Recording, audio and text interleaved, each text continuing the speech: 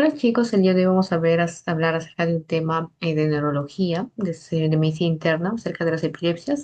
Pues sin nada más que decir, vamos a comenzar.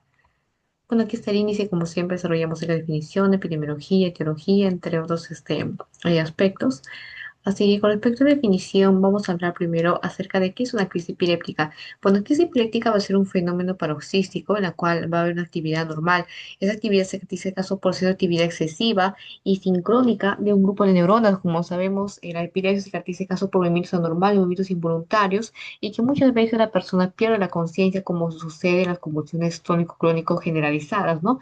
Entonces sería una crisis epiléptica, un fenómeno paroxístico acompañado de una actividad normal por un grupo de neuronas. La epilepsia, que es este caso, nuestro tema principal, ya es un conjunto de crisis epilépticas.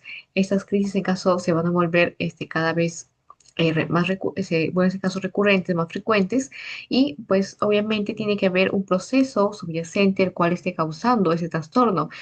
Por ejemplo, puede ser muchas veces una lesión o puede ser por causas metabólicas, entre otros, porque en realidad hay una variedad grande de la etiología de las epilepsias, ¿sí? Entonces, la existencia de una crisis aislada sin causa estructural no se considera este caso de epilepsia. Si nosotros encontramos una crisis epiléptica, ¿no? Pero no tenemos una causa como tal, no podemos decir que está teniendo epilepsia.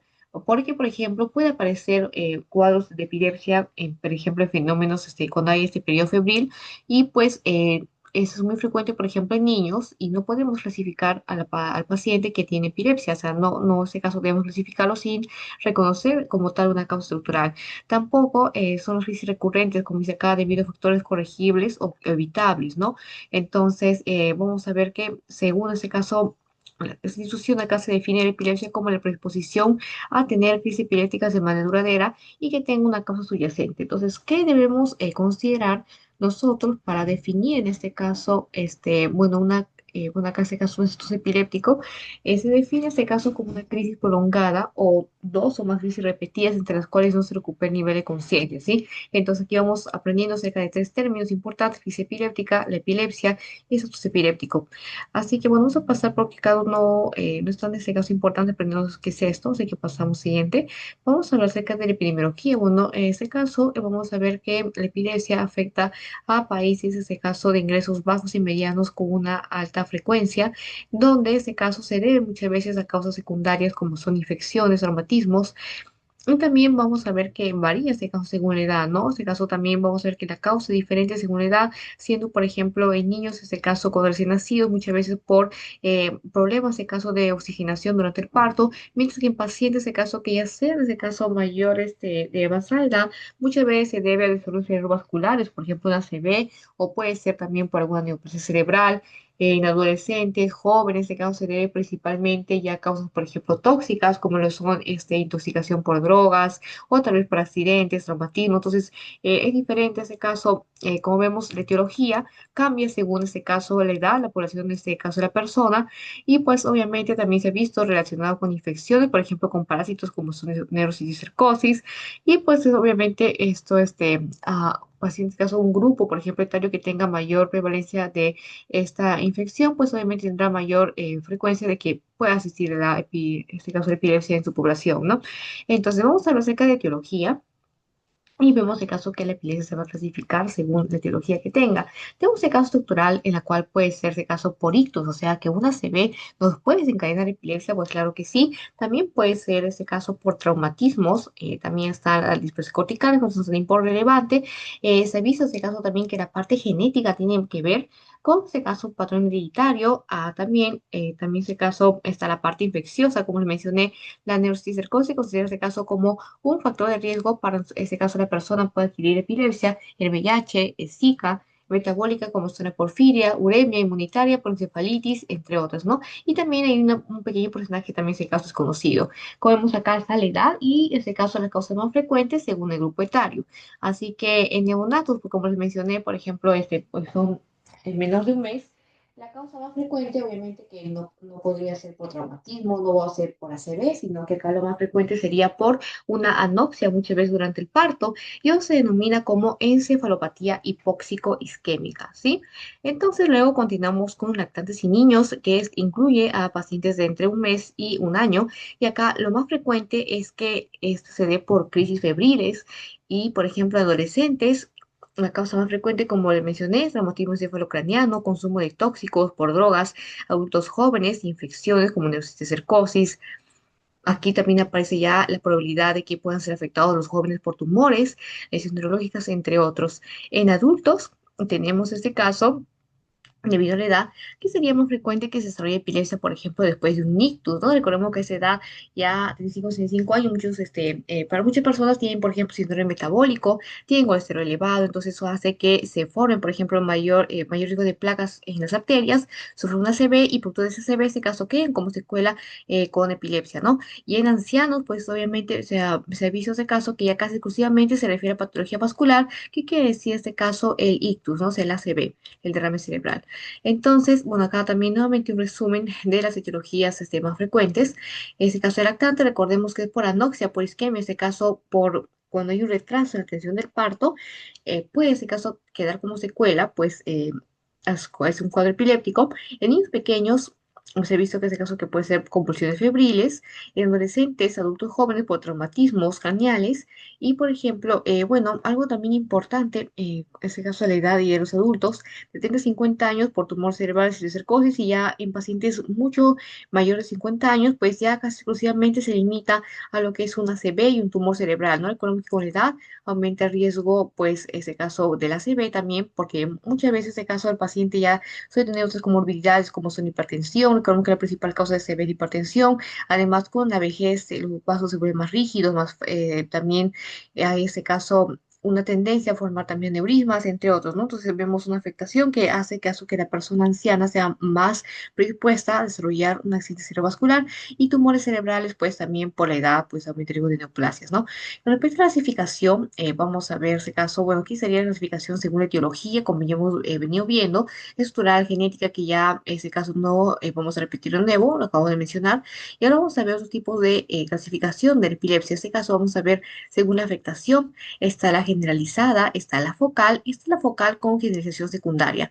Vamos a explicar cada una de esas dos. Primero que tenemos acá las focales en la cual dice sin desconexión del medio y con desconexión del medio. La focal es diferente a la generalizada. La generalizada acá va a afectar en este caso a ambos hemisferios, mientras que la focal va a afectar a un lóbulo específico, puede ser lóbulo temporal, lóbulo parietal, lóbulo frontal, occipital. Entonces, y dependiendo también de qué lóbulo afecte, es que se van a manifestar los síntomas. Por ejemplo, si afectará el lóbulo occipital, recuerdas que se encargaba el lobo occipital de la visión, ¿no? Por ejemplo, el parietal de la sensación, entonces también tendrá de repente el paciente sensación de parestesia, presensibilidad, entre otros. Entonces tiene que ver mucho, te das cuenta, en este caso de la conexión. Si afecta, por ejemplo, la parte del lóbulo temporal, recuerda que el lóbulo temporal se encarga de la audición, entonces el paciente tal vez tendrá problemas auditivos, ¿no? Entonces, eso sí depende, como te digo, del lóbulo afectado, la clínica, en este caso del cuadro epiléptico. Así que aquí vamos a dividir las focales en dos, en sin desconexión del medio y con desconexión del medio. Es decir, que aparte de que yo, en este caso, tengo que saber qué lobo está afectado, tengo que también reconocer si está desconectado el paciente del medio, es decir, que si pierde la conciencia,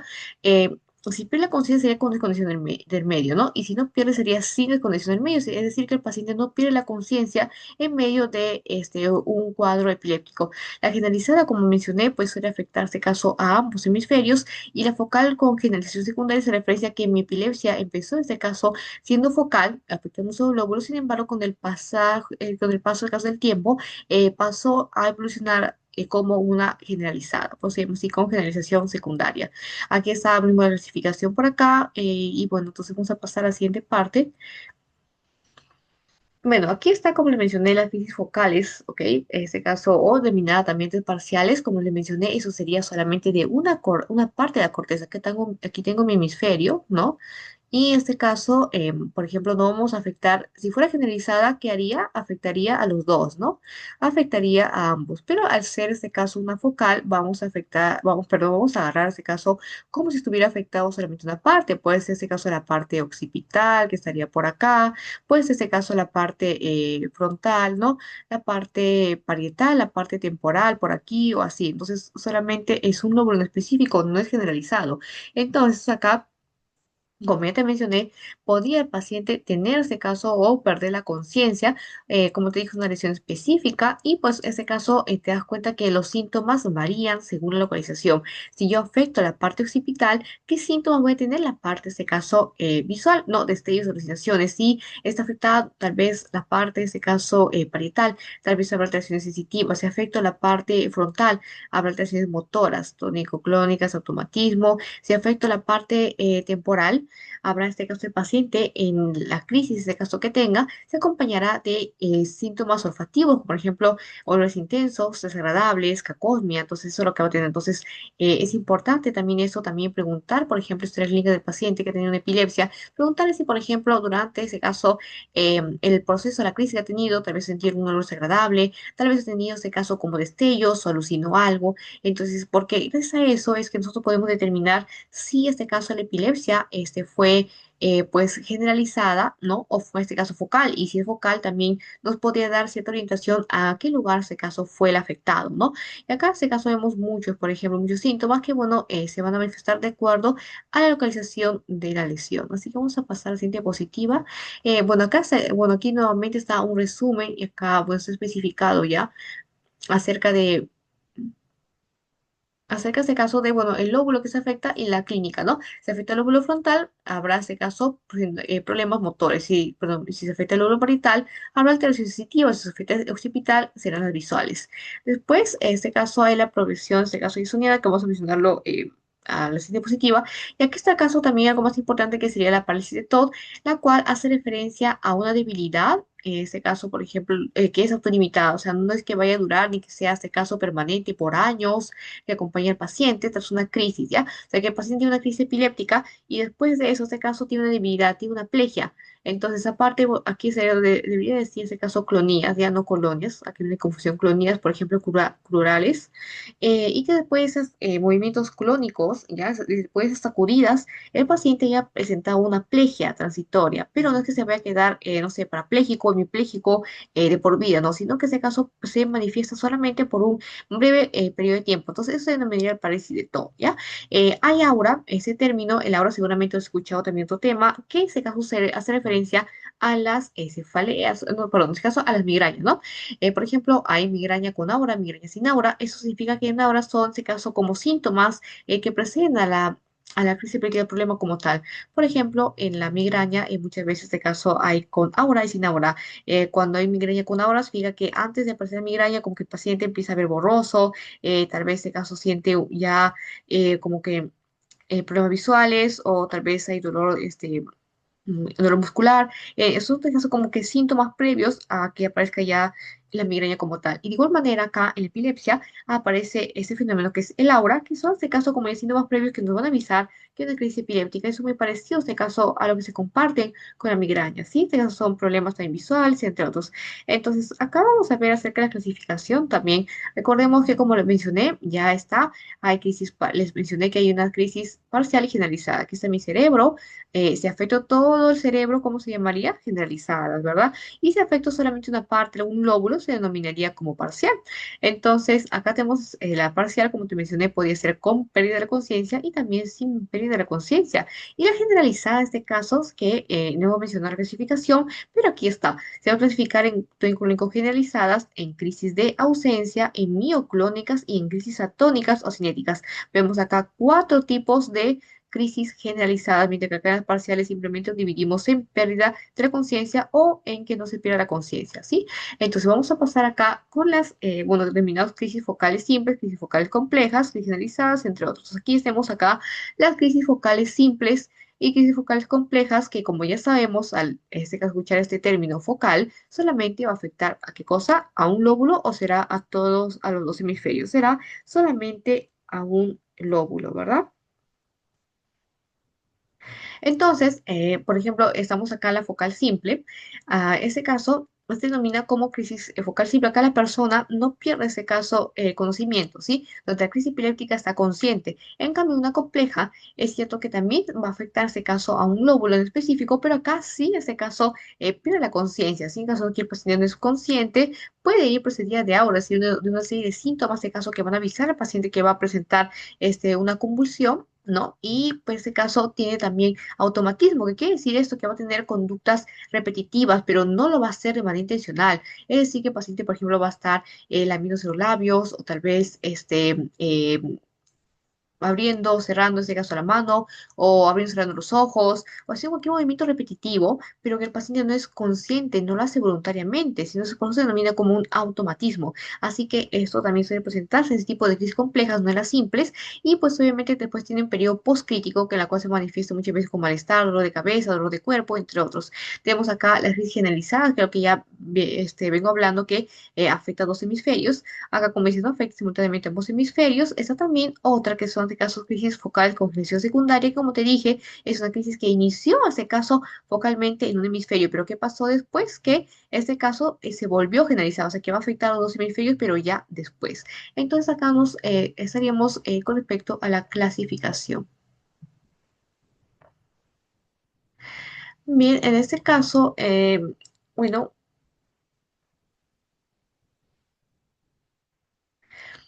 faltó, como les dije, mencionar acerca del anterior, que se llama progresión jacksoniana. Bueno, progresión jacksoniana hace referencia a ese caso a una epilepsia, a una crisis epiléptica, la cual se origina en este caso en el lóbulo frontal, ¿sí? En la corteza motora primaria, exactamente. Sin embargo, esta no va a quedar ahí, sino en este caso, obviamente, que al iniciarse acá, los síntomas que van a predominar serían, en este caso, síntomas motores crurales, pero después, en este caso, van a aparecer otros síntomas porque llega, en este caso, a progresar y avanzar en el homúnculo de Penfield. Entonces, pues, se va a manifestar síntomas motores, como en este caso, aquellos síntomas también relacionados conforme vaya avanzando este homúnculo, ¿ya? Eso simplemente sería la progresión jacksoniana. Y bueno, acá son una tabla, en este caso, que nos va a clasificar diferencias de crisis de ausencias y crisis vocales de condición del medio, aunque aún no hemos visto, por lo general, en este caso, la crisis de ausencias, y tampoco hemos visto, bueno, eso, crisis vocales sí hemos visto, pero no las crisis de ausencias, así que lo vamos a dejar para más adelante. Y bueno, vamos a continuar. Acá también sus diferencias de crisis febriles simples, complejas, como tampoco no le hemos hablado hasta ahora, simplemente son imágenes que después vamos a volver a explicar cuando ya hemos hablado de ese tema. Otras también clasificaciones, también vamos, falta explicar, ¿ya? Entonces vamos a volver, vamos a explicar esto y después volvemos a los cuadros. Así que vamos a hablar ahora de la crisis de ausencia. Bueno, la crisis de ausencia, vamos a recordar este caso que el tipo, si nos preguntan qué tipo es, nosotros respondríamos que son generalizadas, no son focales, ¿sí? Recuerda que hay focal generalizada y acá el tipo sería generalizada. Entonces, ¿cuál va a ser la clínica acá? Se va a caracterizar este caso por un episodio breve de pérdida brusca de conciencia. Vamos a ver que acá el paciente, en este caso, no pierde la postura. ¿Qué quiere decir eso? Que el paciente no se va a caer. O sea, el paciente, en este caso, va a estar consciente en todo este caso, la crisis que va a tener. No va a haber este caso, como te digo, o sea, sí hay pérdida de conciencia, obviamente, pero no pierde la postura, no se cae. No es como una epilepsia, este caso, que muchas veces el paciente pierde conciencia, se cae y convulsiona en el suelo, ¿no? Acá no es así. Entonces acá vamos a ver que duran segundos, o sea, no es que vaya a durar pues una hora, no sé, es un breve periodo de tiempo y puede repetirse muchas veces al día. Ya vamos a ver que está acompañado también de signos motores repetitivos, automatismo, como su parpadeo, masticación. Muchas veces vemos, esto es muy frecuente, sobre todo en niños, y lo vamos a ver en este caso que el paciente, por ejemplo, se encuentra, por ejemplo, parado y de la nada tiene una crisis de ausencia. ¿Qué es lo que va a pasar? ¿Qué es lo que le va a pasar en caso a al niño, por ejemplo, que tiene una crisis de ausencia? Está parado por acá, está normal, jugando algo o hace cualquier actividad y de pronto tiene crisis de ausencia. Va a perder la conciencia, va a hacer movimientos repetitivos. Tal vez va a empezar a parpadear, tal vez va a empezar, por ejemplo, como a lamerse, caso los labios, pero no va a ser, en este caso, consciente de lo que está haciendo o tal vez empieza a aplaudir o hace, por ejemplo, un movimiento de masticación, pero aunque no lo creamos, no es consciente el paciente de lo que está haciendo, pierde la conciencia, pero en este caso no se va a caer al suelo, pero hace sus movimientos extraños, por así decirlo, repetitivos, sin que él se dé cuenta y cuando le pasa, si tú le dices, oye, ¿por qué hiciste eso? El paciente no lo va a recordar. Vamos a ver, como te digo, acá la recuperación es brusca, así como fue súbito, porque tiene que ser progresivo, súbito leyó y también la recuperación es súbita, duró segundos y le preguntas, pero ¿por qué has hecho eso tal vez? Y él no tiene ese caso recuerdo de lo que haya hecho, ¿ya? Vamos a ver este caso que en el electrocefalograma vamos a ver algo muy importante y muy característico de ese tipo de crisis, que es en este caso descargas simétricas, punta onda, y muchas veces el desencadenante, si nos preguntan por qué este caso se presentó, esta clínica sería ese caso de hiperventilación. Seguimos acá con las crisis tónico-clónicas, acá ese caso, como te mencioné, sí son generalizadas y por... generalmente es frecuente ese caso en trastornos metabólicos, como por ejemplo son la hiperglicemia. Así que vamos a ver que acá la clínica es inicio brusco, igual que la anterior, si lo comparten, vamos a ver que tiene ese caso contracción generalizada también, ¿ya? Es algo muy importante acá, sí, este caso, y acá sí va a aparecer este caso el paciente, el tono postural de lo que está, por ejemplo, parado, caminando, sin cualquier actividad, ese caso cae al suelo, ¿ok? Y ese caso va a tener unas tres fases. No te vayas a olvidar de esto, porque sí suele en ese caso preguntar acerca, por ejemplo, de la fase, va a tener una fase tónica, va a tener una fase clónica y una fase postcrítica. Entonces, ¿qué sucede? Te preguntarás en la fase tónica. En la fase tónica va a haber primero una contracción generalizada. Si en este caso va a haber una rigidez muscular, por así decirlo, va a haber este caso paciente puede estar, se vuelve cianótico, o sea, su coloración azulada va a tener, va a empezar a aumentar la frecuencia cardíaca, sería su taquicardia, puede haber hipertensión, por este caso hemidiálisis, que es dilatación de la pupila. Eso corresponde a la primera fase. Luego, que en ese caso esa fase no dura nada, dura ese caso entre la fase tónica y la clónica, creo que dura menos de un segundo y va a pasar la fase clónica, va a empezar acaso aquí con sacudidas, va a tener este caso flacidez, hipersalivación, confusión, ¿ya? Entonces, va a tener este caso, no, perdón, esa fase, perdón, este caso sería la clónica, solamente aquí va a presentar este caso las sacudidas, ¿ya? Algo muy importante también que me olvidé mencionar es que la fase tónica, en la cual se empieza este caso, como te dije, va a tener hipertensión, miriasis acá, muchas veces también va a tener relajación de esfínteres, así que el paciente puede estar, en este caso, se puede orinar o en este caso tener otro tipo de problema relacionado a lo que es el esfínter, porque es característico también esa fase. Luego viene la fase de sacudidas, ¿ya?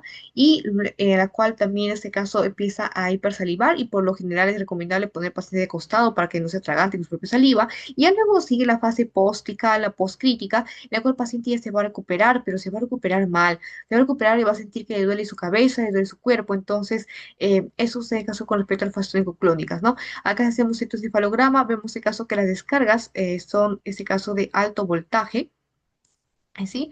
Vamos acá y, por ejemplo, acá en la fase tónica, sin embargo, si nosotros, por ejemplo, hacemos la fase clónica, la evaluamos y contaremos de punta y onda, casi similar acá, o igual que la anterior, que es de ausencia, ¿sí? Entonces acá hay una variación, de caso va, hay una combinación, mejor dicho, porque tiene alto voltaje más punta onda, y bueno, el decimiento que se da en el postcrítico, porque recuerda que el postcrítico ya es prácticamente recuperación del paciente, ¿no? La cual ya se recupera, pero se recupera mal, se siente mal cuando se incorpora.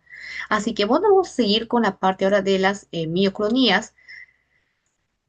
Bueno, en las mioclonías ya no son como la anterior que hemos visto, por ejemplo, que la crisis de ausencia era solamente generalizada, acá, por ejemplo, generalizada. Acá, en este caso, sí podemos permitirnos una variación.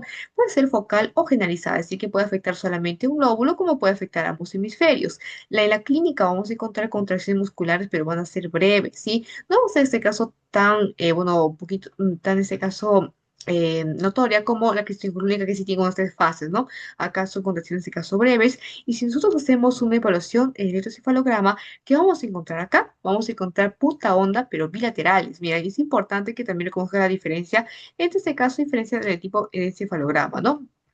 Acá, por ejemplo, simétrico punta onda con la combinación, y acá sería tipo bilateral. Si son corticales, este caso sería ya un fenómeno epiléptico. Y bueno, aquí como está bueno resumen de las epilepsias, hemos visto las focales, afecta solamente un lóbulo, generalizada, afecta ambos hemisferios. Epilepsia combinada, que sería focal más generalizada, también existe esa variación. Luego tenemos acá una epilepsia postraumática, que es eso que es una epilepsia que se ha desarrollado después de un traumatismo craneoencefálico. Vamos a ver este caso que va a clasificarse también según su gravedad. Tenemos el caso de las inmediatas, las precoces y las tardías. Entonces vamos a empezar por las primeras inmediatas. Te preguntarás cuándo o cómo mencionamos, diferenciamos entre ellas, ¿no? Las inmediatas, estas van a ocurrir en las primeras 24 horas, o sea, antes de un día. Entonces, hubo, por ejemplo, accidente y en las primeras 24 horas se va a producir, en este caso, una epilepsia. Aquí, en este caso, mientras más pronto se dé, sería, en este caso, menos riesgo o menos, en este caso, menos compleja sea la situación, ¿no? Menos gravedad. Porque este caso, vamos a ver cómo esta tardía se considera este caso ya de peor pronóstico. Acá tenemos inmediata, como dice acá, no implica riesgo de epilepsia, no requiere tratamiento preventivo. Entonces, si se dio entre las primeras 24 horas después del traumatismo, pues mejor porque no implica un riesgo de epilepsia, simplemente es una convulsión que en este caso que ni siquiera requiere tratamiento preventivo. Sin embargo, si ocurre, no sé, el segundo día, por ejemplo, el tercer día, el cuarto, hasta ese caso el séptimo día permitido, entonces acá sí debemos de preocuparnos un poco más y eso por lo general más frecuente en niños, acá sí implica, como dice acá, riesgo de epilepsia postraumática, o sea, aquí en este caso sí tiene riesgo de que el paciente de su convulsión que haya presentado ya después del traumatismo evolucione ya a una epilepsia como tal. Entonces debemos hacer tratamiento preventivo durante semanas con el fin de evitar que mi epilepsia pues se quede, en este caso en el niño se quede ya crónica, imagínate que el niño se vuelva pues epiléptico, entonces no sería lo que queríamos, entonces por eso debemos hacer tratamiento preventivo, porque puede hacerse crónico según factores de riesgo, que aquí en este caso ya interviene factores individuales de nuestro paciente para que pueda, en este caso, desarrollar una epilepsia ya definitiva. Tenemos la parte tardía, la cual ya ocurre más de 7 días, octavo día, noveno día, décimo día. Entonces acá tiene un alto riesgo de recurrencia del 70%, es un riesgo elevado, más de la mitad. Se considera una epilepsia ya postraumática y acá sí nosotros necesitamos un tratamiento epiléptico crónico. Muchas veces se hace ya por varios meses, no como acá queda por semanas, porque casi existe un riesgo demasiado alto de que la epilepsia se quede ya de por vida. Entonces vemos cómo es diferente en este caso el manejo según si inmediata, precoz y tardía. ¿Ya? Así que no te vayas a olvidar acerca de eso.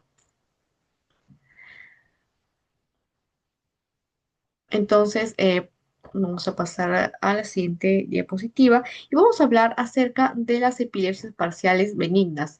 Las epilepsias parciales benignas, en este caso, son epilepsias que suelen, en este caso, comenzar en pacientes, pues, de una edad, en este caso, después de 18 meses, probablemente por infantes, ¿no? O en niños. Son crisis realmente son poco frecuentes, además que no va a tener deterioro neurológico, felizmente, más de la mitad, como dice acá, corresponde a paroxismo controversial. Eso nos importa mucho, así que vamos a obviarlo. El inicio, como dice acá, pues suele ser de 7 a los 10 años, son pacientes muy jóvenes, son niños.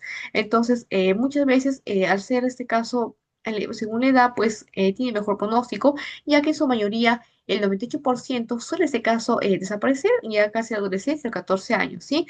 Entonces, vamos a ver también que esa crisis, ese caso desencadenante, suele ese caso ser por ejemplo, el sueño. Y bueno, acá no se requiere tratamiento porque tiene resolución espontánea. En general, como vemos, resumen, en el caso que la epilepsia parcial benigna suele aparecer en niños de 10 años, que tiene buen pronóstico, que son muy poco frecuentes las crisis y que no hay deterioro neurológico, ¿no? En el caso, el resumen más importante de todo eso de acá. Seguimos acá con un síndrome denominado síndrome de West, el cual, en este caso, suele iniciarse el primer año de vida, es más frecuente en los 4 o 7 meses, y en este caso que acá la población, en el caso de la edad, ¿no? De esta población es mucho más joven que comparada a esta predomina en los varones. Sin embargo, no podemos también decir que las mujeres no lo van a presentar, también lo presentan, pero a menor frecuencia. Y hay una triada que nos va a ayudar mucho en el diagnóstico de este síndrome. ¿Cuál es? En este caso, espasmos infantiles, es decir, los pacientes van a tener contracciones breves, van a tener en este caso predominio flexor al despertar, van a tener en este caso detención de desarrollo psicomotor, y que decir en este caso que pueden tener en este caso es retardo físico, puede haber incluso también retardo mental, entonces puede haber en este caso cierto retraso de su desarrollo.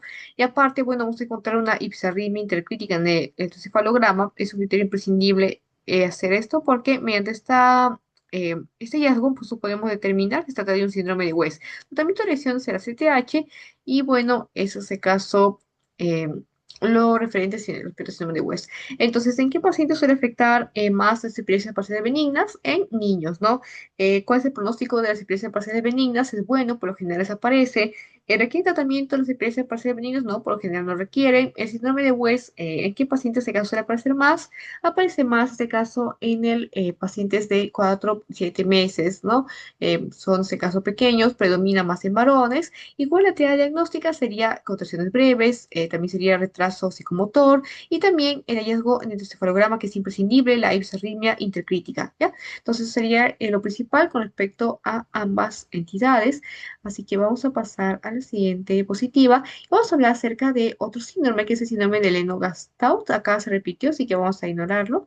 Entonces, síndrome de Gastaut, el inicio también, bueno, acá sería de unos 7 años, casi parecía a lo que hemos visto el anterior, que fue de epilepsia parcial benigna. Bueno, aquí estamos con porque se parece mucho a la edad, ¿no? Aquí en este caso vamos a tener también una triada. ¿Cuál va a ser la triada? En cada este caso tenemos el tipo de convulsiones. Hay también afectación psicomotriz, igual en este caso que el síndrome de West afectaba, alteración cefalograma también. Sin embargo, pues acá, a diferencia del anterior, y que nos encontramos con una crisis, por ejemplo, perdón, epilepsia parcial benigna, que era de buen pronóstico, buen manejo, acá en este caso sí hay difícil control. Sí, en este caso, pese a la politerapia, pese a administrar varios fármacos, no va a tener adecuado, en este caso, resultados, ¿no? No va a tener buenos resultados con el tratamiento. Cuando es menor a un año, sería síndrome de West, algo muy importante también recordar. En cambio, cuando es un año más, ¿no? De 1 a 7 años, ya se consideraría como un síndrome de Lennox gastado. Entonces, sería mucho más conveniente que este caso se presente, pues, la edad menor a un año, entre meses, ¿no? Porque en este caso, cuando se presenta ya un año, pues se denomina ya como síndrome de Lennox gastado, y aquí sí, este caso ya es mucho más difícil su control. Así que vamos a pasar a la siguiente diapositiva.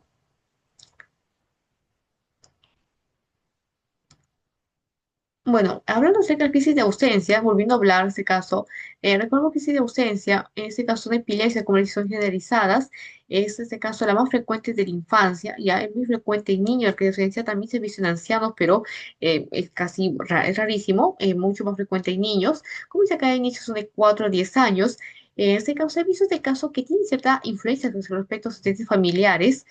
Vamos a ver que felizmente este caso no hay alteración neurológica, por ejemplo, acá y bueno, esos son los hallazgos en el encefalograma. Si nos preguntan acerca de cuál es el tratamiento en la crisis de ausencia, debemos de poner, este caso sería el ácido valproico, y ya como segunda elección sería otro fármaco que sería la etosuximida. El pronóstico sería este caso también muy favorable, la duración de tratamiento son 2 años, muchas veces cuando ya cesan, en este caso, la crisis de ausencia, ya por 2 años se puede retirar el tratamiento. Así que el tratamiento es de por vida y se ha visto el caso que tiene, como te das cuenta, un buen pronóstico de crisis de ausencia, ¿no? Tenemos también la epilepsia de ausencia juvenil, la cual se presenta con más frecuencia en la edad de 17 y 17 años, y diferencia del infantil en que no tiene tanta relevancia como es acá en este caso entre este familiar, porque tenemos acá crisis de ausencia, en este caso infantil, acá debe decir infantil y acá la juvenil, ¿ya? Entonces aquí vemos acá que es de 4 a 10 años, ¿no? Pero por lo general acá ya son de 10 a 17 años. Por ejemplo, acá influye el accidente familiar en buen porcentaje, pero acá no tiene tanta relevancia. Acá el patrón de onda era de 3 Hz, acá en este caso sería de 3,54. El tratamiento de primera elección, eso sí es así, debería decir acá ácido valproico, que hubo un error, igual que acá comparten ácido valproico, ¿ya? Y en este caso, el tratamiento acá, si en este caso debe ser de por vida, eso sí, porque no es como acá en la infancia, el tratamiento era por 2 años, si es que se desaparece crisis de ausencia, se retira el tratamiento, acá no, el tratamiento debe ser de por vida.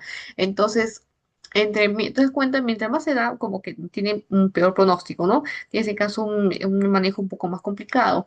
A crisis de ausencia era infantil, podría ser tratamiento por 2 años, después se retiraba si ya no había ningún crisis de ausencia, pero acá sí requiere tratamiento de por vida, porque tiene riesgo de que ese caso desarrollar ya como una epilepsia crónica. Vamos a sacar epilepsia mioclónica juvenil, en la cual su prototipo ya de epilepsia generalizada es idiopática, de hecho 25 años, pero no es importante, así que vamos a pasar.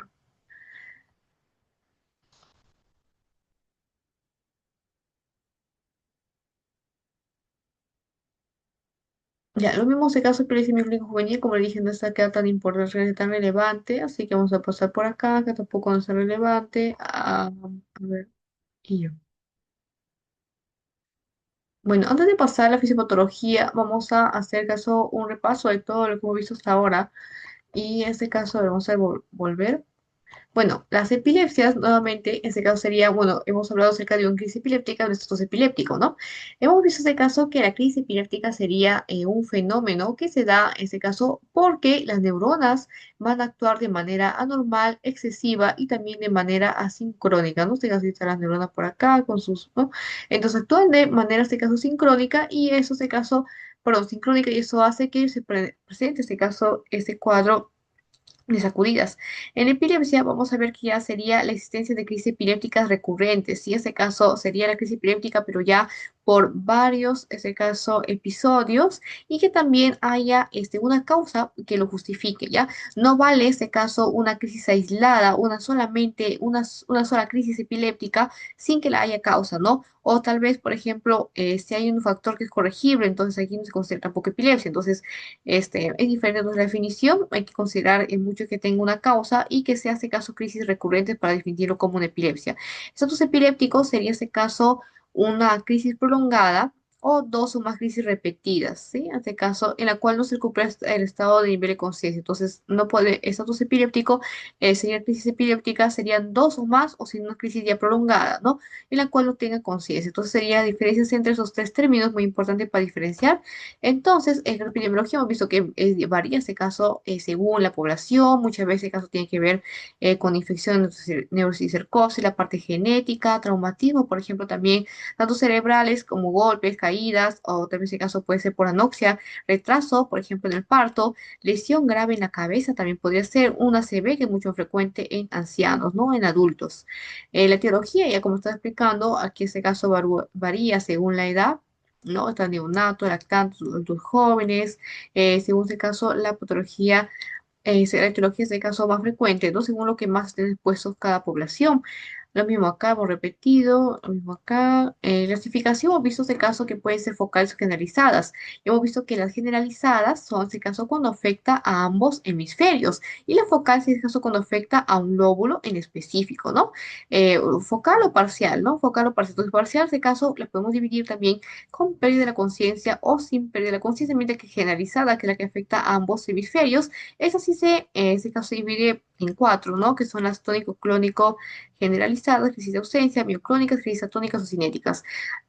Acá está también las crisis focales. Bueno, hemos visto, aquí este caso lo que hemos visto acerca de crisis de ausencia, que ya hemos visto que era más frecuente en niños, ¿verdad? Hemos visto que era generalizada. Acá, por ejemplo, está comparando con la crisis focal. Acá, por ejemplo, no tiene aura, o sea, el niño, por ejemplo, no va a tener ningún síntoma previo antes de presentar su crisis de ausencia. Es más frecuente en menos de 14 años, en cambio, la crisis focal va a ser mucho más frecuente en adultos. Acá, por ejemplo, la crisis de ausencia dura poco, dura segundos, mientras que una crisis focal con desconexión nerviosa, con pérdida de la conciencia, acaba de durar minutos.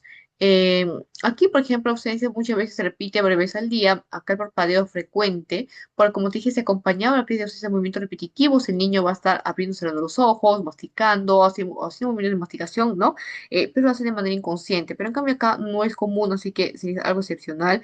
Vamos a ver que también acá, bueno, no tiene periodo poscrítico, acá tiene periodo poscrítico habitual, o sea, el paciente va a estar con dolor de cabeza, con dolor, se caso, a nivel muscular del cuerpo, pero en cambio acá el paciente simplemente se recupera, pero no se acuerda de haber hecho eso, no se acuerda de haber parpadeado ni nada. Entonces acá se desencadena por hiperventilación, como te expliqué, ¿no? Acá no se desencadena por esto, y bueno, acá el tratamiento, como te mencioné, la de primera línea sería ácido valproico. Si no se puede ácido valproico, sería tosucimida. Miren que acá en las crisis focales se prefiere dar la carbamazepina. Eso sí es muy conocido, carbamazepina se prefiere para crisis focales simples, ¿sí? O también la crisis focal simple compleja, la carbamazepina. Así que no debes olvidarse el caso de eso. Seguimos por acá, perdón. Aquí tenemos el caso de crisis focales febriles simples, que no sé si lo mencioné, creo que todavía aún falta, pero este caso viene a ser crisis febriles no son tan en realidad como epilepsia como tal, salvo ese caso cuando es compleja, y aquí ese caso son distintos, ¿no? Vamos a explicar más adelante. Aquí está una división, de todos los tipos de epilepsia que hemos visto, ausencia que más frecuente en la infancia, miremos la edad acá. En este caso, en el encefalograma encontraremos punta onda de 3 Hz, se desencadena por hiperventilación, tratamiento de primera línea, ¿cuál será? Valproico, segunda línea, tuximida, ¿no? ¿Durante cuánto tiempo? Por lo general, 2 años. Ausencia juvenil, como les expliqué, en este caso, el de mucho de peor, un poquito, digamos, de este caso más complejo manejarlo que el de la infancia, ¿no? Porque acá el tratamiento vamos a requerir de por vida y de preferencia va a ser ácido valproico igual que también de elección valproico. Acá vemos caso que se diferencia acá de 3 Hz, acá de 3,54, pero ambos son de punta onda, son crisis de ausencia, ambos uno en infancia, uno juvenil. ¿Cómo reconocerlo? Pues por la edad, ¿no? Mira acá. obviamente se varía notablemente. Entonces, acá tenemos también epilepsia rolánica, que no en este caso están preguntando, no están preguntadas, simplemente, bueno, acá carbamazepina la empeoraría, es el único resaltante. El de West, que sí, este caso es importante porque si acá se producía este caso en menos de un año, ¿sí? Ese caso, y se presenta en este caso con espasmos, tiene hipoarritmia, muy importante eso de acá. Encontrar el electroencefalograma para determinar que es una crisis de West. El tratamiento es SSTH, pero por lo general a veces puede tener una mala respuesta, ¿sí? Lo malo es el caso que tiene también una triada, que tenía este caso retraso psicomotor, tanto a nivel, este caso del mental, ¿no? Como también físico, espasmos y bueno, te olvides también la hipoarritmia, ¿ya? Solo la triada para que tú puedas identificar un síndrome de West. Y hemos gastado este caso que sería de unos 7 años, o sea, menos de un año West, más de un año, ya sería el hemos gastado. Acá también tiene crisis de casos son técnico-axiales, ausencias atípicas, entonces se parece mucho a eso de acá. Y pues acá el tratamiento sería también valproico, la mochiquina, pero por lo general tiene mala respuesta. Mioclónica juvenil, las que nos han preguntado, ni eso tampoco, así que vamos a pasar. Lo que hemos explicado. Y vamos a pasar ahora a hablar acerca de la fisiopatología, ya habiendo hecho un repaso de lo anterior. Bueno, en este caso, la fisiopatología de la epilepsia tiene que ver, en este caso, con la regulación de neurotransmisores. Vamos a encontrar que aumentan las corrientes de sodio y de calcio, lo cual facilita la descarga. Hay una inhibición también de en este caso, es el glutamato que es, perdón, sí, una inhibición que es el GABA, que es inhibitorio. Entonces, si no hay tanto inhibitorio, predomina lo excitatorio. Tenemos a ver acá, ¿no? Disminución de GABA y más bien aumento de conexiones excitatorias, es decir, colina y glutamato, lo cual explicaría por qué el paciente tiene esas sacudidas, esos movimientos anómalos, ¿no? Acá, bueno, una recomendación de lo que se debe hacer cuando hay una crisis epiléptica. Hicimos el caso con la siguiente diapositiva. Con respecto a la manifestación clínica, lo que vamos a hacer en este caso es primero evaluar la semiología de la crisis, ¿ya? Analizar el tipo, por ejemplo, si es una ausencia, crisis de ausencia, por ejemplo, vamos a ver ya nos de la edad. Si es un niño, entonces podemos sospechar es una crisis de ausencia o el síndrome de West o el síndrome de Lennox-Gastaut. Si tiene, por ejemplo, aura, ¿no? Ya descartamos que sea una crisis parcial, una crisis de ausencia parcial, ¿no? O localizada, porque no tenían aura, por ejemplo. Tenemos que hacer analítica para descartar este caso causas, por si ha sido por hiperglicemia, por hipoglucemia, hiponatremia, porque hemos dicho que también tiene causas metabólicas. El EKG, por ejemplo, ¿dónde está? A ver,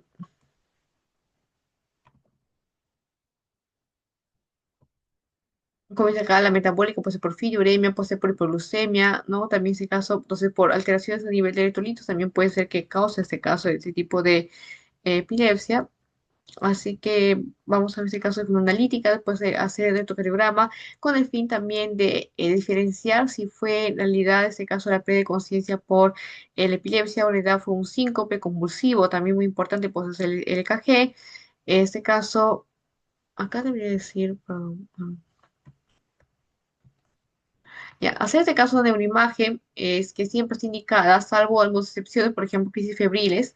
Aquí nos indica, normalmente tiene un pronóstico estos casos, porque se dice que le ha dado por la fiebre y no suele ese caso desarrollar como una epilepsia crónica, no sé que no se queda así.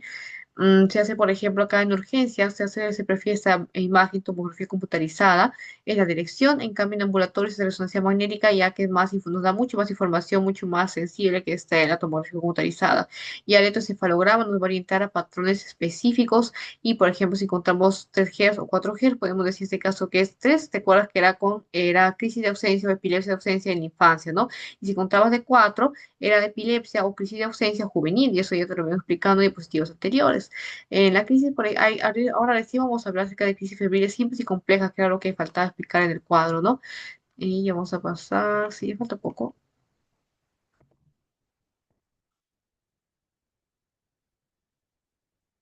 Ya, entonces, en crisis febriles simples, como te das cuenta acá, aparece en el contexto de la fiebre, afecta en este caso a edad de 6 meses a 5 años y felizmente no deja ningún déficit neurológico. O sea, en este caso, pues, cuántas veces hemos escuchado que muchas veces pacientes, por ejemplo, niños generalmente, ¿no? Que están, pues, en este caso, con periodo febril y tienen alguna convulsión y muchas veces piensan que hay un daño neurológico, pero por lo general no deja ningún déficit neurológico. Generalmente esto se asocia muchas veces a que había un antecedente familiar familiar y por lo cual, en este caso, tiene mayor predisposición el niño a presentar también este cuadro. No requiere tratamiento preventivo, ¿ya? Y algo sí son generalizados, o sea, caso que va a afectar a ambos hemisferios, pero no, pues, que este caso con secuelas, ¿ya? No ocurre este caso más de una vez al día, es algo también importante resaltar este tipo de crisis febriles simples, duran menos de 15 minutos. El riesgo de epilepsia igual es a una población normal, o sea, no aumenta el riesgo de epilepsia por el hecho de haber tenido crisis febril simple. Ya no es que ese caso que haya tenido una crisis febril y que el paciente sea más susceptible de tener ya epilepsia, ¿no? Que la población no. El riesgo sigue siendo igual que de la población. Tenemos el caso de crisis febril compleja, en la cual ese caso puede ser focal o generalizada. Acá era generalizada, pero acá puede ser focal generalizada, y acá sí dura ese caso más de 15 minutos. Mira, la simple menos de 15, compleja más de 15.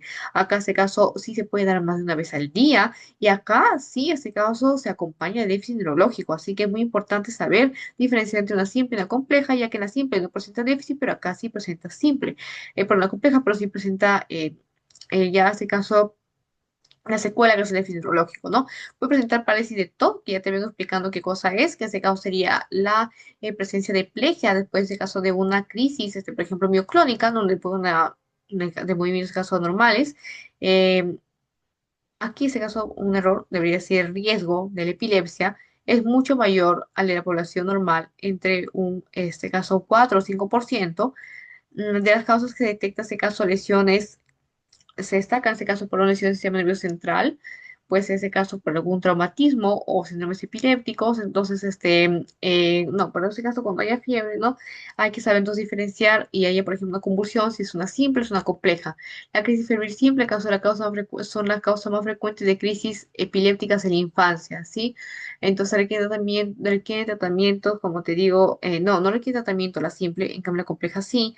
Y acá, por ejemplo, salvo que dure más de 3 minutos, ¿sí? En este caso aquí hubo un error, debe decir salvo que dure 3 minutos, aquí se requiere tratamiento. Y acá no requiere antiepilépticos, tampoco implica riesgo de epilepsia, como digo, causa, es igual que la población general. Entonces acá, pues, sería aquí es entonces la tabla que habla acerca de las crisis febriles simples y complejas con diferenciación, ¿no? Por ejemplo, si alteración, cuánto duran, más de 15 minutos, menos de 15, entonces, ¿y se requiere tratamiento o no, no? Entonces, vamos a seguir. Bueno, acá seguimos el caso, un resumen de la clínica que hemos visto hasta ahora.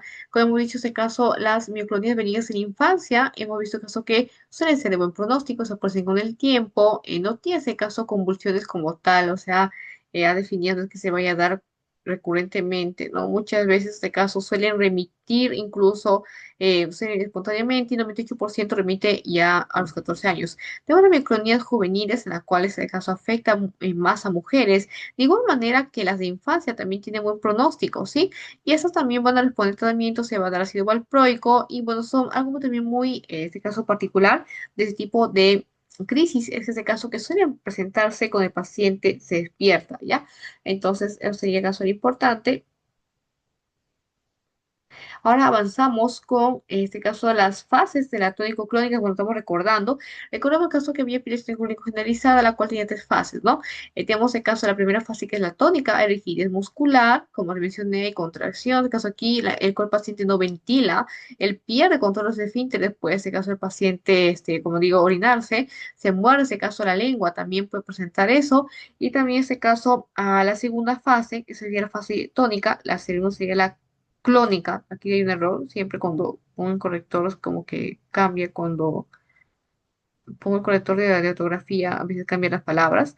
Debe ser el caso clónica, pacientes sacudidas generalizadas, hay la secreción salival y ya, en ese caso, se debe hacer que el paciente esté de costado para evitar que se atragante con saliva. Y en la última etapa es la post-tictal, en la cual el paciente, en ese caso, se queda dormido y cuando se levanta, pues, en ese caso, tiene confusión, le duele mucho la cabeza, le duele el cuerpo. Después de todas estas dos fases que ha pasado, al final queda con esto, pues, ¿no? Entonces, ¿dónde se presenta? Bueno, acá la alteración, bueno, aquí crisis de ausencia, hemos visto que era mucho más frecuente en los niños, ¿no? Entonces acá se va alteración del tálamo, acá hay inconsciencia, aunque el niño, por ejemplo, está paradito ahí y, por ejemplo, al desencadenante fue hiperventilación, tal vez estuvo haciendo ejercicio, entonces estuvo hiperventilando y de la nada tú tienes crisis de ausencia, o tuvo, por ejemplo, un episodio de estrés, algo de miedo que haga que hiperventile, cualquier situación que haga que hiperventile, entonces el niño va a presentar una crisis de ausencia. por ejemplo, va a estar parado, va a empezar a cerrar, abrir los ojos, o va a estar empezar lamiéndose los labios, o por ejemplo, haciendo gestos de masticación, o cualquier movimiento repetitivo. Entonces, esto, aunque uno piense que el niño lo hace conscientemente, no lo hace conscientemente, o sacando la lengua, no lo hace de manera consciente, él lo hace, son movimientos repetitivos, pero no lo hace de manera consciente. Pero así como inició de manera súbita, brusca, también se aparece de manera súbita, y el niño ni recuerda qué es lo que pasó, no recuerda haber hecho eso. Entonces, eso también sería lo principal respecto a las crisis de ausencia. En tu cefalograma, la crisis de ausencia corresponde acá y hemos explicado que la de se ve descarga punta onda y estaba en 3 Hz, ¿no? Y lo diferenciamos precisamente con los de tipo crisis de ausencia juvenil porque era de 4, ¿no? Entonces dice de ausencia de manera infantil y el otro, por ejemplo, acá juvenil, que es de 3, ¿no? Entonces, ¿en quién se presenta síndrome de West y cuál es la clínica? Como ya te mencioné que el síndrome de West, en caso se presenta en niños menores a 1 año. En realidad aquí debe ser 2 meses a 1 año, ¿ya? Aquí debe ser 2 meses a 1 año, pero acá lo malo en este caso que se acompaña este caso de un retraso físico, retraso mental, retraso este caso tiene también, te mencioné que había una triada, ¿no? Una triada que consistía en retraso físico, en retraso mental, que se acompañaba también de espasmos y lo imprescindible era que tomes el electroencefalograma y encontrabas, en este caso, una hiposritmia, que significa, en este caso, un trazado desordenado e irregular, lo que hemos visto por acá. Acá, ¿no? Ipsarritmia intercrítica, que, bueno, traducido ese caso de una manera más sencilla, viene a ser este caso un trazado desordenado e irregular. Las características de caso de epilepsia mioclónica juvenil, como hemos visto, este caso sería pues también casi de buen pronóstico, ¿ya? O sea, hemos visto, recuerda, hay crisis de ausencia infantil, juvenil. Hay epilepsia mioclónica también infantil y juvenil.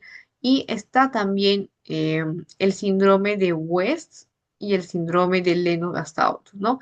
Entonces, síndrome de West con síndrome de Lennox-Gastaut, por lo general, ambos no tienen una buena respuesta, suelen acompañarse ambos de retraso o sea, a nivel mental y también físico, pero mental Lennox-Gastaut sería mucho peor que el de West, ya lo vengo explicando antes, así que si se pasó esa parte, puedes proceder en el video y nuevamente te explico acerca de estos dos síndromes. En ambas crisis de ausencia, tanto la infantil como la juvenil, son de buen pronóstico, aunque por lo general pues es mucho mejor la infantil que la juvenil, porque la juvenil tiene tratamiento de por vida, en cambio la infantil solamente por 2 años, y acá las experiencias mioclónicas, tanto la juvenil como la infantil, son de buen pronóstico, ¿ya? Entonces acá en este caso se ha visto que tienen epilepsia familiar, transmite el vasocorte cromosoma 6 y no se acompaña de retardo mental y tienen un buen pronóstico, entonces eso sería lo más importante. Mira acá que no se acompaña de retardo mental, porque en los síndromes de West y de Lennox-Gastaut acá sí se acompañaba de retardo mental, ¿ya? Tiene buen pronóstico, entonces ya vengo explicando eso. Acá, bueno, acerca de la crisis, por ejemplo, ¿qué debes interpretar cuando escuchas una crisis parcial motora, crisis parcial somatosensorial? Cuando es crisis parcial motora, como te dije, parcial es porque afecta a un lóbulo, no a dos hemisferios. Si es una crisis parcial motora, significaría en este caso que llega a afectar a una parte específica del lóbulo. Y para ser motora, con una gran posibilidad sería la parte frontal. Y por ejemplo, si es por ejemplo acá somatosensorial, significa que afectó posiblemente la parte del lóbulo parietal, porque el lóbulo parietal se encarga de lo que es sensaciones. Entonces, si afecta, por decir, la parte, no, de caso del parietal, te preguntarás ese caso, por ejemplo, acá de qué hemisferio será, ¿no? En este caso, si es, o sea, ¿cómo se manifestará la lesión? Si es, por ejemplo, si se lesionó la parte derecha, ¿ya? Lóbulo parietal derecho. Te preguntarás, ¿se afectará la sensibilidad del lado derecho o del lado izquierdo? Ya la respuesta es que se afecta del lado izquierdo. O sea, si yo tengo ese caso, evalúo a mi paciente, tiene convulsión y no siente la sensibilidad en la parte izquierda de su cuerpo, en su brazo, por ejemplo, el brazo izquierdo, la lesión no va a estar en el lado izquierdo, sino en el lado contrario, el lado derecho. Y si por decir pierde ese caso la parte motora, no sé, brazo, pierna derecha, ¿no? Pierna derecha, entonces estaría en la parte izquierda. Si es la parte izquierda, si se está afectado el brazo izquierdo, sería que está afectado la parte frontal derecha. Entonces, es lo contrario a lo que observa en el cuerpo, nos indicaría pues la lesión a nivel cerebro. Pues acá, lado opuesto, cara y miembro superior, pero acá es el miembro superior, no miembro inferior, ¿sí? Debe ser con miembro superior con brazo, cara y miembro superior del lado opuesto. Y acá hay también un término que se llama crisis parcial autónoma, sé que viene a preguntarte.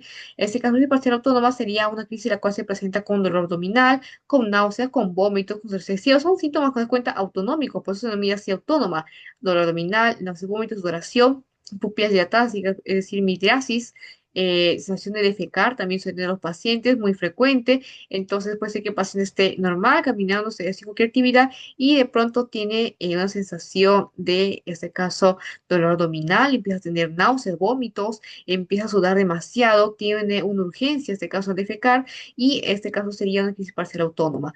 La clínica de una crisis uncinada, porque también crisis uncinada, bueno, eso caso tienes que saber que puede afectar tanto la primera como la quinta circunvalación temporal, ¿ya?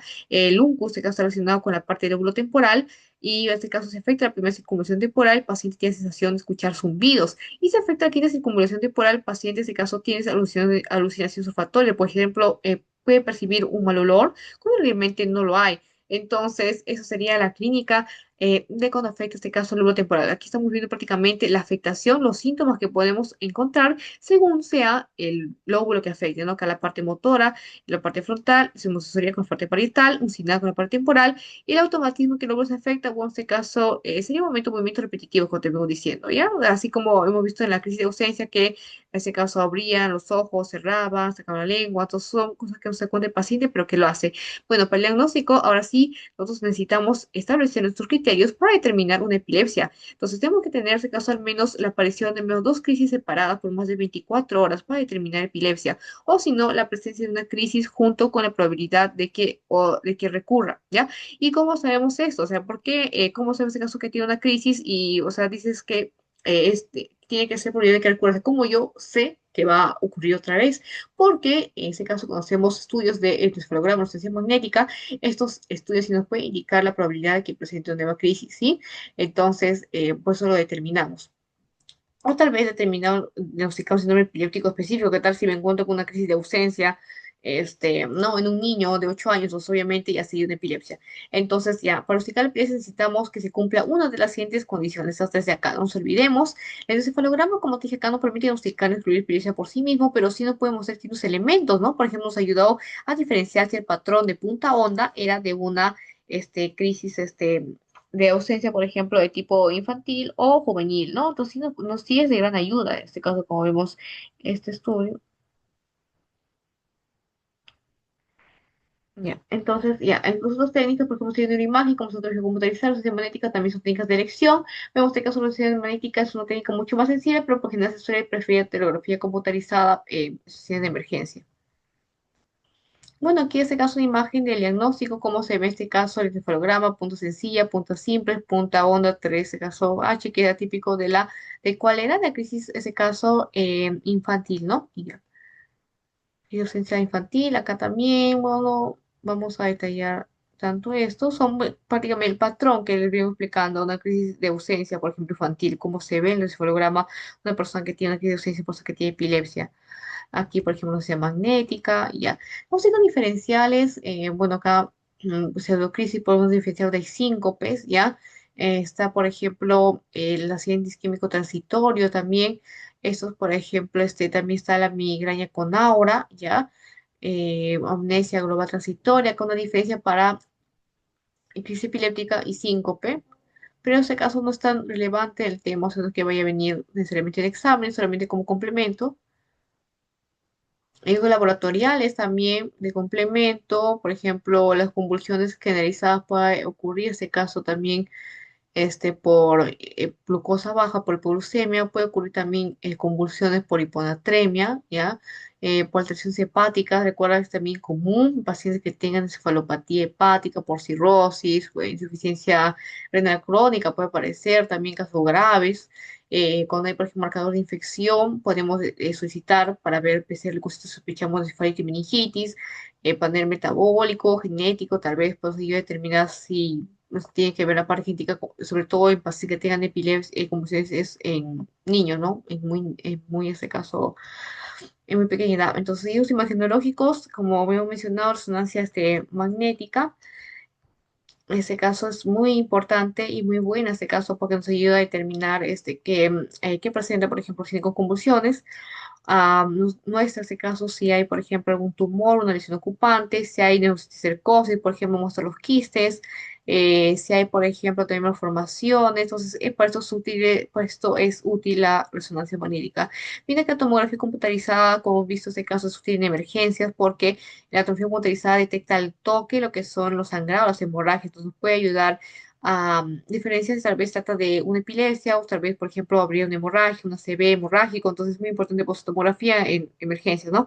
Como dice acá, elegir su magnética de alta resolución cuando, en este caso, busquemos la causa, el por qué se está desencadenando la epilepsia, tal vez haya un tumor acá, tal vez una lesión ocupante, tal vez una malformación cortical, tal vez, por ejemplo, neurocisticercosis sea la que esté causando mi epilepsia en el paciente, entonces para eso se pide su magnética y pues obviamente de emergencia cuando veo otros síntomas ya de alarma o que nos haya pasado otra patología, para diferenciarlo, pues sería una tomografía computarizada, ¿ok?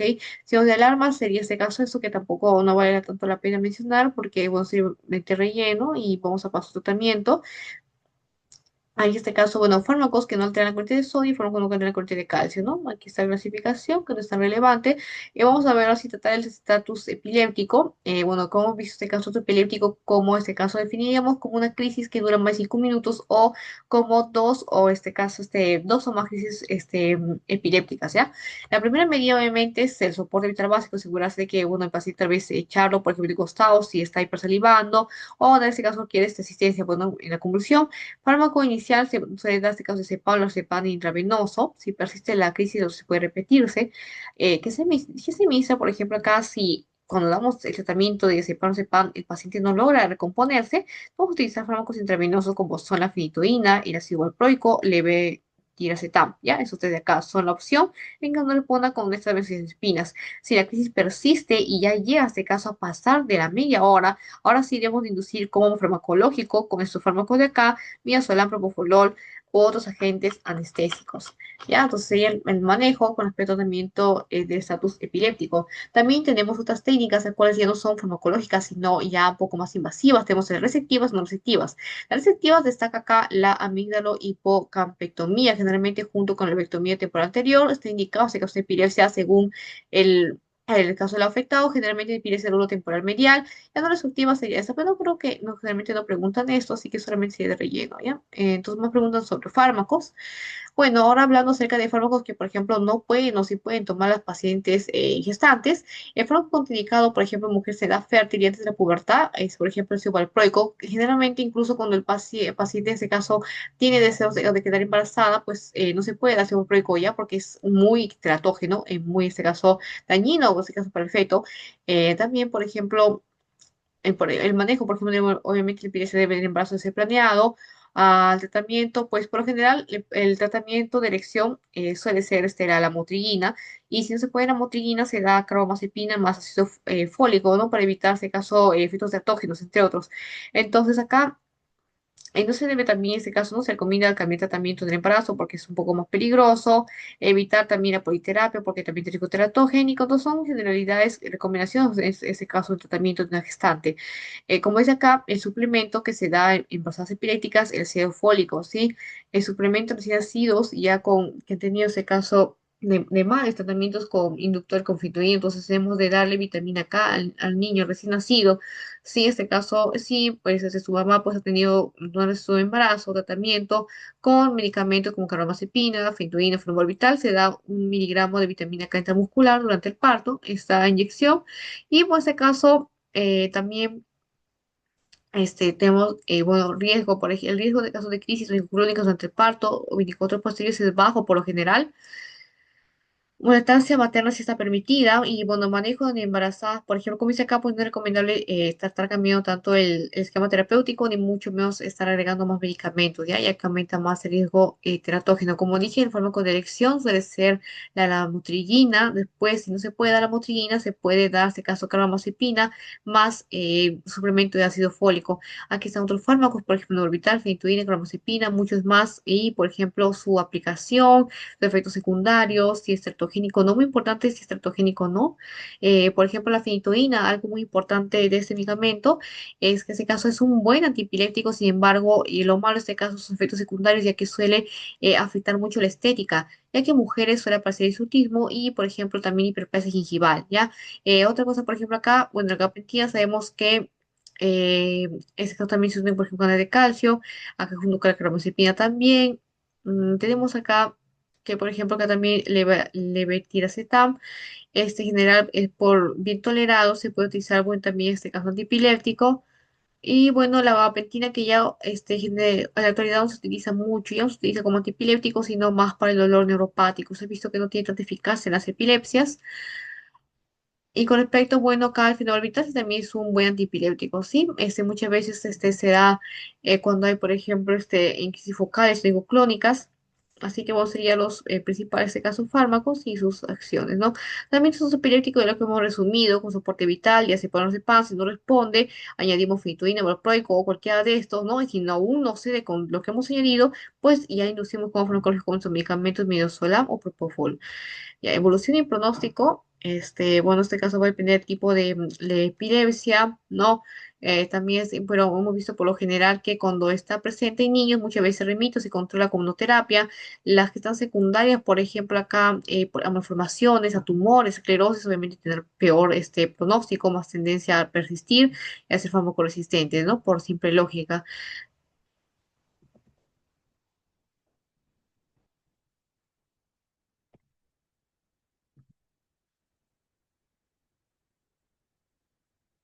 Uy, aquí faltó una parte que era tratamiento, que después lo voy a añadir, porque faltó acá. Y bueno, retroalimentación, hemos visto este caso, hemos visto que hay crisis simples y acá las crisis complejas, ¿no? Crisis, este caso, las crisis, por ejemplo, simples, hemos visto crisis parciales y crisis generalizadas. Las crisis parciales, como he dicho, acá tenemos dos hemisferios. Crisis generalizadas es cuando afecta a todos los hemisferios, ¿no? Los dos hemisferios, esos dos. Y una crisis de caso parcial sería cuando solamente afecta un lóbulo, o sea, por ejemplo, quizás el cerebro, ¿no?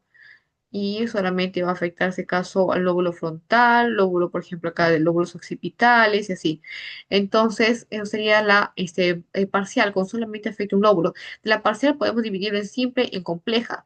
La simple es también traducida como a que no pierde la conciencia, en cambio compleja es cuando sí pierde la conciencia. Entonces, la crisis parcial sí vi solamente esto, con pierde la conciencia, que se denomina compleja, o sin pérdida de la conciencia, que se denomina como simple. Como hemos visto que si es focal, entonces va a depender mucho el lóbulo que se afecte para ello expresar la clínica. Por ejemplo, si mi paciente tiene movimientos flunicotónicos en uno de mi cuerpo, puedo decir en este caso que está afectada la corteza motora primaria, por tanto, la parte cerca, la parte frontal. Si mi paciente, por ejemplo, en la crisis epiléptica tiene parestesia, siente después en este caso hormigueos localizados, puede decir que ha sido uno a nivel parietal sensitivo. Si me dice, por ejemplo, que ha tenido alucinaciones visuales, auditivas, por ejemplo, puede ser temporal, visual más que todo la occipital, autonómicas ya hemos visto, por ejemplo, que síntomas son psíquicas, entonces, como vemos acá, cada zona cortical tiene una función especializada y como cada función, en este caso, depende pues, de la zona, al ser afectada también va a manifestar esos síntomas, ¿no? Específicos.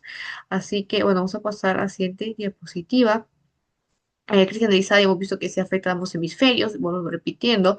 Está la crisis de ausencia, que es mucho más frecuente en niños, y hemos visto que también, bueno, se llama también como pequeño mal, ¿ya? Son breves episodios de desconexión, el niño se queda parado, hace movimientos raros, repetitivos, sin que él lo sepa, no lo hace a propósito, muy importante, no se cae al suelo, se queda parado y se queda abriendo y cerrando los ojos, no hay convulsiones acá, ya, solamente se queda parado, y pues, aunque no lo creamos, sí se considera pues como una epilepsia, ¿no? Pero es una crisis epiléptica, pero no tiene tal vez esa clínica tan conocida por nosotros tan tradicional que es movimientos sacudidas en el suelo, ¿no? Realmente se queda ahí, pero sí este caso es un tipo de epilepsia. Aquí tenemos este caso de electrocefalograma con este resultado. Entonces, en clínicas sí hemos visto que estas sí presentan todos, no, perdón, tres fases, y acá el pequeño mal, acá se denomina como el gran mal. Tiene una rigidez inicial, fase tónica, la fase clónica son sacudidas y una fase ya la post dictal, con la cual el paciente se recupera, pero se recupera mal, se recupera y dice en ese caso me duele mucho mi cabeza, me duele mucho mi cuerpo, entonces ya es la última fase, ¿no? Acá tenemos el caso, bueno, la causa más frecuente según la edad y hemos visto neonatos, que cosa más frecuente, y cuando ese caso se hay un retraso en el parto, a tantos niños pues, por fiebre, adolescentes jóvenes por traumatismos y ya, ¿no? De casos ancianos, hemos visto que es frecuente por ACV y por las neoplasias. Y bueno, evolución por eso acá dejamos algunos datos, digamos, lo más importante de todo este tema, acerca de los, este caso, crisis parciales, como he dicho acá, los simples no alteran la conciencia y las complejas sí, ¿no? La crisis focal es desconexión del medio, entonces puede producir síntomas sensitivos, es lo que hemos visto, ¿no? Por ejemplo, si el paciente, por ejemplo, presenta una crisis focal pero no tiene desconexión del medio, siente alucinaciones auditivas, esto podemos decir que es temporal. Si tiene pérdida de sensibilidad, no podemos, podemos decir que sea una afectación a nivel del lóbulo parietal, ¿no? Entonces, cuando es sin desconexión del medio, o sea, cuando el paciente está consciente, donde él tiene, él tiende a experimentar estos de acá, ¿no? Estos diferentes síntomas según el área afectada. La crisis focal con desconexión del medio, obviamente acá sí va a producir por una alteración de la conciencia, ¿ya? Entonces, después de la crisis va a estar confundido, algo muy importante también. Las crisis generalizadas, como hemos visto este caso, pues son las más importantes son las de ausencia y también que se denominan como pequeño mal, y esas también las únicas crónicas en lo que es el gran mal, ¿no? Y hemos visto cuál es la ausencia frecuente en niños y va a estar parado, no se va a caer, en cambio, muy diferente al clínico clónico, en la cual el paciente se cae, tiene una sacudida, y este caso tiene tres fases. Y hemos visto acerca de los presentación, ¿no? Los niños, este caso, muchas veces se resuelve en menor adolescencia, se encuentra con fármacos, tiene buen pronóstico cuando es en niños, peor sería este caso cuando se desencadena por algo secundario como neoplasias, ¿no? Las sacatas crónicas son el tipo de crisis más frecuente, como dice acá, en los trastornos metabólicos, muy importante esto, ¿ya? Con el trastorno metabólico, lo más frecuente es que sea una crisis crónica, la que tenía tres fases y era, pues, algo aparatosa, porque el paciente se caía. La causa más común, ya hemos visto que según la edad, el síndrome de West aparece el primer año de vida, es que se pone triada, como dije, es como infantil, alteración de desarrollo psicomotor, retardo mental, retardo físico, y la hipsarritmia, que son un patrón desorganizado y irregular, como visto anteriormente en otras diapositivas. Siendo gastado también tiene una triada, también tiene múltiples tipos de convulsiones, no tanto aquí, por ejemplo, espasmos, afectación igual así como igual que el anterior, y también alteración cerebral que se parece mucho, siendo este el peor, ¿no? Acá el Lennox. La carbamazepina es de elección, esto es muy importante, sí, muy demasiado importante, que la carbamazepina, por ejemplo, es de elección en las crisis parciales, pero nunca debería administrarse en ausencia, ¿sí? Ni tampoco en la microclínica juvenil. Algunas casos son sus efectos adversos, nosotros recordemos que la ramos es de elección en crisis parciales, mientras que el ácido valproico, por ejemplo, era de elección en lo que son crisis de ausencia, ¿sí? Esto porque en crisis de ausencia, si no respondía al ácido valproico, se daba etosuximida. Y, por ejemplo, en gestantes se daba otro fármaco que era la motrigina. Y si no podías dar la motrigina, dabas el ácido valproico más el ácido fólico. Y bueno, acá faltó en realidad, la verdad que son preguntas de revisión, pero son de otro tema. Acá me confundí porque se mezcló con preguntas de revisión de diabetes, si no me equivoco, hubo un error acá en la serie positiva. Y también faltó la última parte de tratamiento que no sé por qué no está acá, me pareció haberlo puesto. Y la segunda parte estaría completando lo que es la parte de tratamiento, porque quedó algunos medicamentos por hablar específicos y también la parte de las preguntas. Así que hasta acá llegaría la primera parte de epilepsias. Muchas gracias.